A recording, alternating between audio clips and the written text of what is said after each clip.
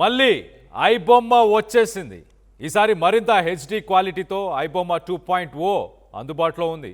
November 15, 2025లో ఐబొమ్మని పోలీసులు black చేసేశారు. ఐబొమ్మ నిర్వాహకుడు రవిని సైతం అరెస్ట్ చేశారు. కొంతకాలం జైల్లో పెట్టిన తర్వాత ఐబొమ్మ రిటర్న్స్ అంటూ ఐబొమ్మ వెనుక మరి ఇప్పుడు ప్రస్తుతానికే జైలు నుంచి బయటకు వచ్చిన రవి ఉన్నాడా? రవిని మించిన నెట్వర్క్ వేరే ఏదైనా ఐబొమ్మకు ఉందా? గతంలో ఐబొమ్మ కేసుని సీరియస్గా తీసుకున్నారు అప్పుడున్న సిపి సజ్జనార్. మరి సజ్జనార్కే బిగ్ షాక్ అని చెప్పాలా? సజ్జనార్కి షాక్ ఇస్తూ ఐబొమ్మ 2.0ని నిర్వాహకులు ప్రస్తుతానికి వదిలేశారు. ఐబొమ్మ 2.0లో ప్రస్తుతానికి ప్లే అయిన మొదటి సినిమా పేరు కూడా గాయపడ్డ సింహం. అంటే అది కావాలనే అలాంటి సినిమానే మొదటగా రిలీజ్ చేసే ప్రయత్నం చేశారా? ఈ నెట్వర్క్ వెనుక అసలు ఎవరున్నారు? మళ్ళీ ఐబొమ్మ ఇంకా బెటర్ క్వాలిటీతోని సినిమాల్ని రిలీజ్ చేస్తుందంట. దీనికి సంబంధించి మరింత డీటెయిల్గా మాట్లాడుకునే ప్రయత్నం చేద్దాం. ఇటు మా ప్రతినిధి ఇన్నారెడ్డి అందుబాటులో ఉన్నాడు. మరి కాసేపట్లో ఇన్నారెడ్డితో మాట్లాడి తెలుసుకునే ప్రయత్నం చేద్దాం. మొత్తం మీద బిగ్ ట్విస్ట్ అని చెప్పొచ్చు, బిగ్ బ్రేకింగ్ అని చెప్పొచ్చు. సినిమా ఇండస్ట్రీకి ఒక రకంగా బిగ్ షాక్ అని చెప్పాలి. ఎందుకంటే ప్రస్తుతానికి ఈ ఐబొమ్మ 2.0లో లేటెస్ట్ రిలీజ్ అయిన కొత్త సినిమాలన్నీ కూడా అక్కడ కనిపిస్తున్నాయి. గాయపడ్డ సింహం, జెట్లీ, ధనుష్ సినిమా, కొన్ని వందల కోట్లకు సంబంధించిన సినిమాలు ప్రస్తుతానికి అక్కడ కనిపిస్తున్నాయి. గాయపడ్డ సింహం నుంచి వచ్చే శ్వాస గర్జన కన్నా భయంకరంగా ఉంటుంది కేజీఎఫ్. రైట్, రవి పడ్డాక హెచ్డి క్వాలిటీలో సినిమాలు ఇవ్వడానికి మళ్ళీ రిటర్న్ వచ్చాడా? గతంలో జైలు నుంచి బయటకు వచ్చినాక మీడియాతో ఎలాంటి ఇంటరాక్షన్ చేయలేదు రవి. చాలా క్లియర్గా కేసు నడుస్తుంది, నేను మాట్లాడే అవకాశం లేదు, నేను మాట్లాడను, నన్ను ఇబ్బంది పెట్టకండి అంటూ ఆయన మాట్లాడుకొచ్చాడు. మొత్తం మీద ప్రస్తుతానికి మరి రవి బయటకు వచ్చినాక మళ్ళీ ఒక్కసారి ఐబొమ్మ 2.0 యాక్టివేట్ అయింది. మరి దీని వెనుక పెద్ద నెట్వర్క్ ఉందా? రవి ఒక్కడే ఇదంతా చేయగలడా? ఒక్కసారి దీనికి సంబంధించి మరింత అప్డేట్ తీసుకునే ప్రయత్నం చేద్దాం. ఇటు మా ప్రతినిధి ఇన్నారెడ్డి అందుబాటులో ఉన్నారు. ఇన్నారెడ్డితో మాట్లాడి తెలుసుకునే ప్రయత్నం చేద్దాం. ఇన్నారెడ్డి, చెప్పండి, ఎలా చూడాలి? ఇప్పుడు రవి ఏమో కేసు జరుగుతుంది, నేనేం మాట్లాడను అన్నారు. ఆయన ఇండియాలోనే ఉన్నారు. ఎక్కడున్నారు? ఇండియాలోనే ఉన్నారా లేకపోతే మళ్ళీ అబ్రాడ్కి వెళ్ళిపోయారా? దీని వెనుక పెద్ద నెట్వర్క్ ఉందని అనుకోవాలా? ఐబొమ్మ రవికి సంబంధించి కోర్టు చాలా స్పష్టంగా బెయిల్ కండిషన్లు చాలా స్పష్టంగా చెప్పింది. సోషల్ మీడియాలో యాక్టివ్ గా వద్దు, మరొకసారి కనుక ఇలాంటివన్నీ చేస్తే మాత్రం బెయిల్ క్యాన్సిల్ అయితే యాక్ట్ తీసుకోవాల్సి వస్తుంది అన్న విషయాన్ని ఖండించి వెలిచిన నేపథ్యంలో మరి మరొకసారి ఐబొమ్మ 2.0, అంతకుముందేమో మామూలు క్వాలిటీ సినిమాలు వచ్చేవి, ఈసారి మరింత హెచ్డి క్వాలిటీ తోటి ఐబొమ్మ 2.0 వచ్చిందంటే ఖచ్చితంగా ఈ ఐబొమ్మ కంచనంలో జరుగుతుందా, లేకపోతే ఐబొమ్మకు సంబంధించిన రవి నెట్వర్క్ లో ఉన్న వ్యక్తులు కావాలని చెప్పని పోలీసులకు ఛాలెంజ్ చేస్తూ ఐబొమ్మ 2.0 అని చెప్పని అన్ని హెచ్డి మూవీలు రిలీజ్ చేస్తున్న కొత్త హెచ్డి మూవీలు రిలీజ్ చేస్తున్న క్రమం మనం చూస్తా ఉన్నాం. దీంట్లో మరి ఎవరున్నారన్న దాని మీద, అలాగనే ఒక రకంగా చూడాలంటే సజ్జనార్ గారికే షాక్ ఇస్తూ దీంట్లో సజ్జనార్ గారు చాలా సీరియస్ గా తీసుకొని ఐబొమ్మ రవిని అరెస్ట్ చేయడం, తర్వాత దీంట్లో ఇలాంటి నెట్వర్క్ ఉన్న వాళ్ళ మీద సీరియస్ యాక్షన్ తీసుకోవడానికి చేశారు. కాబట్టి ఇప్పుడు ఐబొమ్మ 2.0 విత్ హెచ్డి వీడియోస్ అని చెప్తని వాళ్ళు రిలీజ్ చేసే విధానం చూస్తుంటే ఖచ్చితంగా ఇదంతా కూడా ఐబొమ్మ రవి నెట్వర్క్ లో ఉన్న వ్యక్తులు చేస్తున్నారా, లేకపోతే ఐబొమ్మనే బ్యాక్ ఎండ్ లో చేపిస్తున్నాడు అని చెప్పి దాని మీద పోలీసులు విషయాన్ని చాలా సీరియస్ గా తీసుకుని ప్రస్తుతం ఇన్వెస్టిగేషన్ కొనసాగుతా ఉంది. మరి ఐబొమ్మ 2.0 ని ట్రేస్ అవుట్ చేస్తారా, మరి ఐబొమ్మ రవిని ఈ విషయం మీద మరోసారి పిలిపించి విచారించి ఇంకా ఎవరెవరు ఉండుండొచ్చు, ఎవరు ఈ నెట్వర్క్ లో ఉండే అవకాశం ఉందని దాని మీద విచారించే అవకాశం కల్పిస్తారు. ఇదంతా కూడా సైబర్ క్రైమ్ పోలీసులు కేసు నమోదు చేసుకుని ఈ ఐపీ అడ్రస్లు, తర్వాత దీనికి సంబంధించిన హైయర్ టెక్నాలజీ కూడా ట్రాక్ చేసే కొత్త టెక్నాలజీ వచ్చింది, ఏ టెక్నాలజీ వచ్చింది, మరి ఆ టెక్నాలజీ ఉపయోగించి ఐబొమ్మ 2.0 హెచ్డి మూవీస్ ని అడ్డుకుంటారా, తర్వాత దీన్ని వెనకుండి నడిపించేది ఎవరు, దీంట్లో రవికి సంబంధించిన హస్తం ఉందని దాని మీద పలు అనుమానాలను ప్రస్తుతం మాత్రం సైబర్ క్రైమ్ పోలీసులు ఈ వీడియోస్ నిశ్చితంగా పరిశీలించి ట్రాక్ చేస్తున్నట్టుగా మనకు సమాచారం ఉంది. కానీ ఐబొమ్మ రవి ఉండే అవకాశం లేదంటున్నప్పటికీ కూడా ఐబొమ్మ రవికి సంబంధించిన నెట్వర్క్ లో ఉండే ఇలాంటి మరొక ఐబొమ్మ రవి 2.0 హెచ్డి వీడియోస్ అని చెప్పి చేస్తుంటే పోలీసు కూడా అనుమానిస్తున్నట్టుగా మనకు తెలుస్తా ఉంది. కళ్యాణ్, అయితే ఇన్నారెడ్డి, దీనికి సంబంధించి అంటే కొత్త సినిమాలన్నీ కూడా ప్రస్తుతానికి ఈ ఐబొమ్మ వెబ్సైట్లో కనిపిస్తున్నాయి. ఆ సినిమాకి సంబంధించిన వాళ్ళు ఎవరైనా సినిమా ఇండస్ట్రీ నుంచి ఎవరైనా మాట్లాడారా దీనికి సంబంధించి? ఎంతగా నష్టపోయే అవకాశం ఉంది సినిమా ఇండస్ట్రీ వాళ్ళు మరొకసారి ఐబొమ్మ రావడంతో?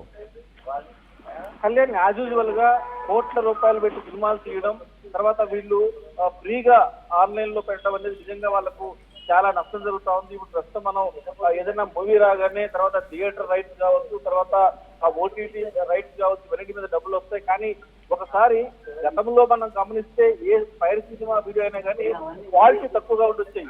కానీ ఇప్పుడు ఐబొమ్మ 2.0 హెచ్డీ క్వాలిటీ వస్తుందంటే ఒక రకంగా చెప్పాలంటే ఓటీటీలో ఎంత క్వాలిటీ ఉంటుందో అదే క్వాలిటీతో మూవీస్ ఉంటున్నాయి. కాబట్టి ఖచ్చితంగా సినిమా ఫీల్డ్ కి గతం కంటే ఎక్కువ దెబ్బ తగిలే అవకాశం ఉంది. కాబట్టి దీని మీద ఇంకా ఎలాంటి ఫిర్యాదు రాలేదు. మొత్తం మీద సోషల్ మీడియాలో హల్చల్ చేస్తున్న ఐబొమ్మ 2.0 హెచ్డీ వీడియోస్ మాత్రం ఖచ్చితంగా ఆ సినిమా పరిశ్రమకు చాలా దెబ్బ తగిలే అవకాశం కనిపిస్తా ఉంది.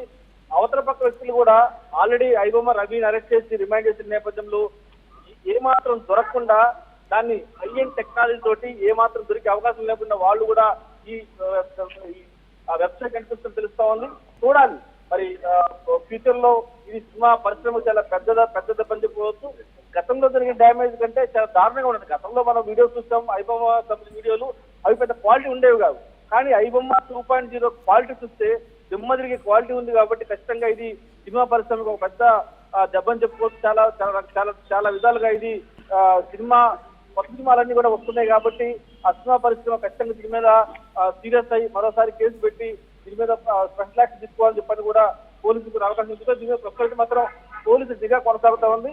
సినిమా పెద్దలు కూడా దీని మీద కంప్లైంట్ ఇవ్వడానికి సిద్ధమై తర్వాత దీన్ని ఏ విధంగా అడ్డుకోవాలని దాని మీదనే సైబర్ క్రైమ్ పోలీసు ముందస్తుగా యాక్షన్ ప్లాన్ తయారు చేస్తూ చూస్తా ఉంది. ఏదైనా కూడా గతం కంటే హెచ్డీ క్వాలిటీలో ఐబొమ్మ 2.0 రావడం అనేది ఖచ్చితంగా సినిమా పరిశ్రమ ఒక పెద్ద ఎదురుదెబ్బని చెప్పుకోవచ్చు. Kalyan right Nareddy, thanks for the latest update. మొత్తం మీద ఐబొమ్మ 2.0 హెచ్డీ క్వాలిటీలో ఐబొమ్మ 2.0 వచ్చింది. కొత్త సినిమాలన్నీ కూడా ప్రస్తుతానికి ఆ వెబ్సైట్లో కనిపిస్తున్నాయి.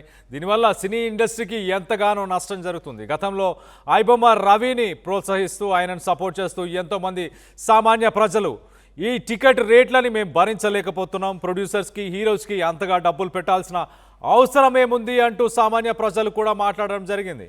ఐబొమ్మ రవిని అరెస్ట్ చేసిన తర్వాత ఆయనకి ఒక రకంగా రాబిన్ హుడ్ అంటూ ఆయనకి చాలామంది సపోర్ట్ చేశారు. కానీ దీనివల్ల సినిమా ఇండస్ట్రీకి సంబంధించిన వాళ్ళు ఎంతోమంది నష్టపోతుంటారు. 24 ఫ్రేమ్స్కి సంబంధించిన వాళ్ళు ఒక సినిమాకి కష్టపడి పనిచేస్తారు. తమ పేరుని వాళ్ళు ఆ సినిమా ద్వారా ఎంతో కొంత పేరును పొందుతాము, మరిన్ని అవకాశాలు అందుతాయి అంటూ ఎంతోమంది ఆశలుంటాయి, ఎంతోమంది ఆశపడుతుంటారు. కానీ వాళ్ళందరి ఆశలు కూడా అడియాశలు అయిపోతుంటాయి. ఇలా బ్లాక్ మార్కెట్లో పైరసీ సినిమాలని కనుక రిలీజ్ చేస్తే దానివల్ల ఇండస్ట్రీ ఎంతో నష్టపోతుంది అంటూ ఇండస్ట్రీకి సంబంధించిన ప్రొడ్యూసర్స్, యాక్టర్స్ వీరందరూ కూడా ఎన్నోసార్లు లబోదిబోమని మొత్తుకున్నారు. ఇటు పోలీసులను కూడా సంప్రదించారు. దాని ద్వారానే గతంలో యాక్షన్ తీసుకోవడం జరిగింది.